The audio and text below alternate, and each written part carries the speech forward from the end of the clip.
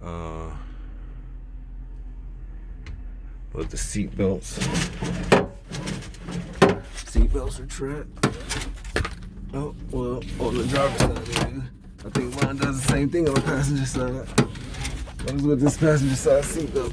It sucks. There's EFI relay, it looks like. This is cut through to the atmosphere, so that's new. Didn't know about that.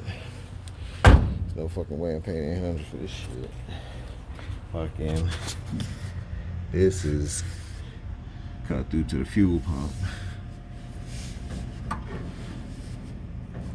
All the way.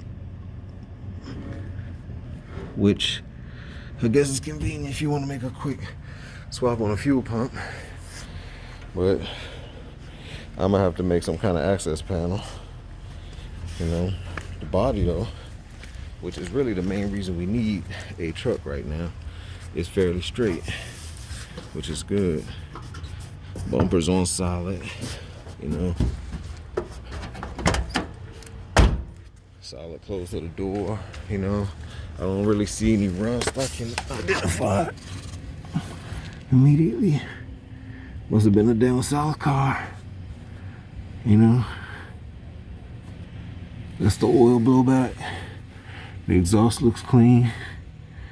You know, it's got a catalytic converter, so that'll help it pass smog. Hopefully. I don't know why that drive shaft looks shoddy, like it was rubbing on something. I mean, it kind of doesn't matter. I got a spare drive shaft. I got a spare everything. What's going on back here with the fucking... Something about that must be leaking. Cause I can smell that fuel back here. Oh, yeah.